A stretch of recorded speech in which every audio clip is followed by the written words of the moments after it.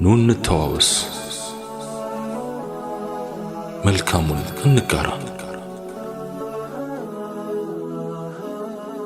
ዲናችንን እንወቅ። አለብን አደራ።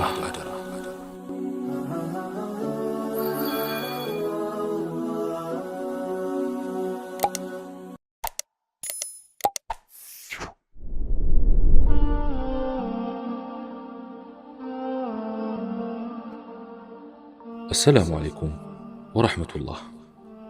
ነቢያችን عليه الصلاة والسلام መስጊድ ባሉበት አንድ ሶሓባ ገብቶ መስገድ ጀመረ።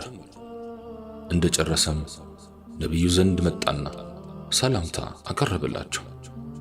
ሰላምታው ምላሽ ከሰጡ በኋላ ሰላቱን ሲከታተሉ የነበሩት ነቢይ عليه الصلاة والسلام ሰውየውን አልሰገድክምና እንደገና ስገድ አሉት።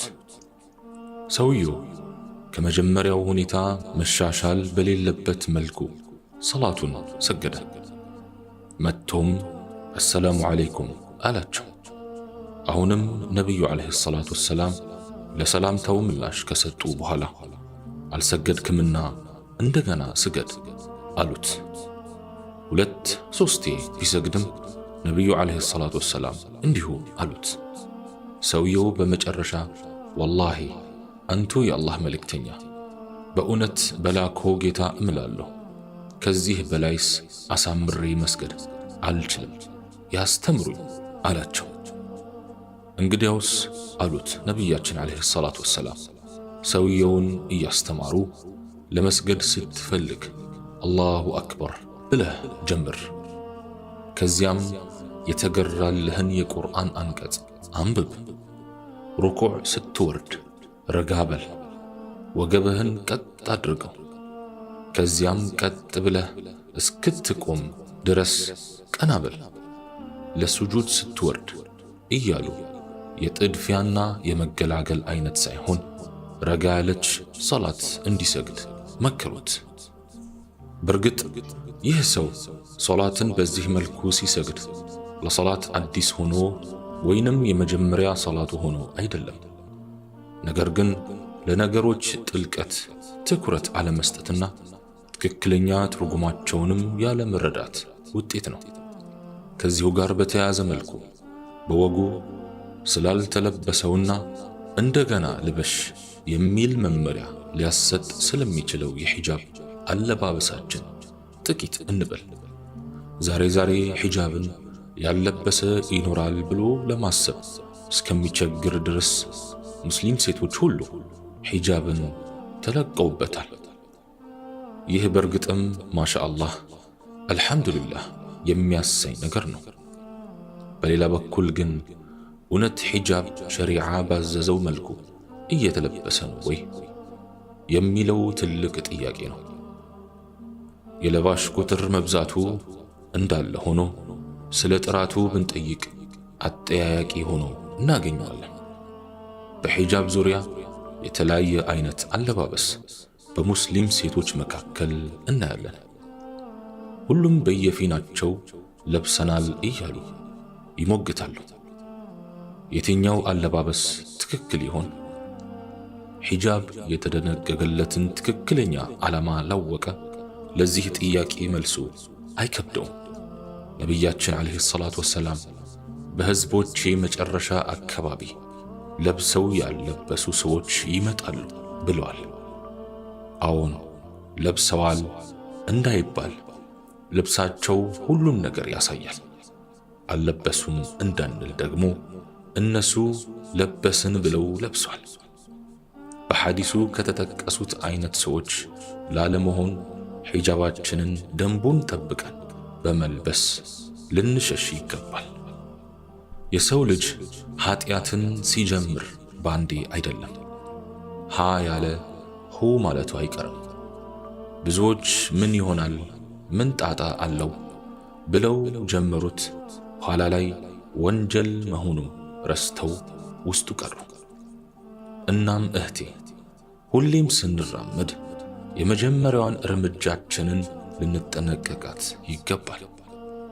ካልሆነ ኃጢአቶች እንደማንኛውም ነገር ይለመዳሉ፣ ተለምደውም በሐላል እይታ ይታያሉ።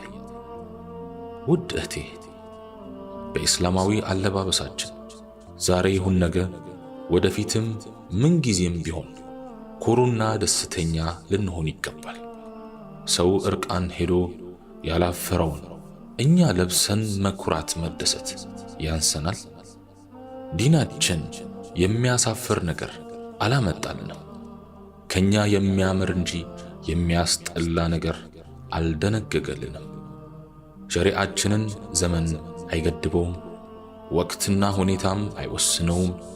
በዘመን ብዛት ማርጀት፣ በስልጣኔ ምጥቀት መቀየር፣ መከለስ፣ መሻሻል፣ መፈሸን የሌለበት ብቸኛ ልብስ ቢኖር ሒጃብ ብቻ ነው። ትናንትና በፈረስ ዘመን ሲለበስ ነበር፣ ዛሬም ይለበሳል። አሜሪካ ይሁን አፍሪካ፣ አውሮፓ ሒጃብ ሒጃብነቱን አይለቅም። ክረምት ብርድ ስለሆነ የሚደረብ፣ በጋ ሙቀት ነው ተብሎ ተወልቆ የሚጣል አይደለም። በረመዳን መምጣት ከተወረወረበት የሚነሳ፣ ረመዳን ሲወጣ ወደ ሳጥን የሚመልሱትም መሆን የለበትም። በእውነተኛው ኢስላማዊ አለባበስ መርካትና መርጋት፣ ርካሽ ፋሽንን አለመከተል፣ በካፊሮች አለመቅናትና አለመምሰል የጠንካራ ኢማን ምልክት ነው። ሰው የሃይማኖቱን ድንጋጌዎች ከማክበርም አልፎ በሱ ላይ ተግባራዊ እንዲሆኑ የሚወደው ኢማኑ በጨመረ ባደገና በጠነከረ ቁጥር ነው። ሒጃባችን መልበስ ካለብን መስፈርቱን አሟልተን ደንቡን ጠብቀን እንልበሰው። ከእውነትና ከውሸት እያጣቀሱ መኖር ለውሸት መኖር ነው። የዲን ግማሽ የለውም። ግማሽ ሒጃብና ምንም ሒጃብ እኩል ናቸው። ሙስሊም ነኝ ካልን በረደኝ ቀዘቀዘኝ ሳንል ጠልቀን ወደ ውስጡ እንግባ። በረመዳን ብዙዎቻችን ወደ ሒጃብ ተመልሰናል። ከሌላው ጊዜ በተሻለ መልኩም ለብሰናል። አልሐምዱሊላህ። ይህንን ለውጥ ከረመዳን በኋላ ልንቀጥልበት ይገባል። ካልሆነ ለአላህ ባርነታችን የአንድ ወር ብቻ ሆኖ ይቀራል። ዑለማዎች ቁርአንና ሐዲስ መረጃዎችን በማጣቀስ እንዳስቀመጡት በረመዳንም ሆነ ከረመዳን ውጭ ሒጃብ ሊሰኝ የሚከተሉትን መስፈርቶች ማሟላት ይጠበቅበታል። አንደኛ፣ ሙሉ ሰውነትን የሚሸፍን መሆን አለበት።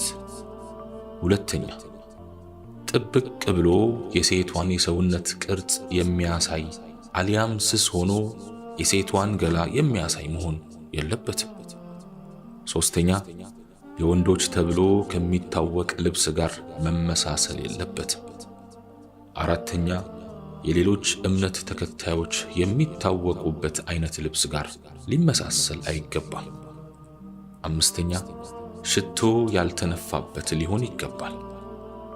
ስድስተኛ፣ እጅግ ውድ ሆኖ ለኩራት ሀብትን ለማሳየት የሚለበስ አይነት መሆን የለበትም። በሚቀጥለው የቁርአን አንቀጽ ንግግሬን ልቋጭ።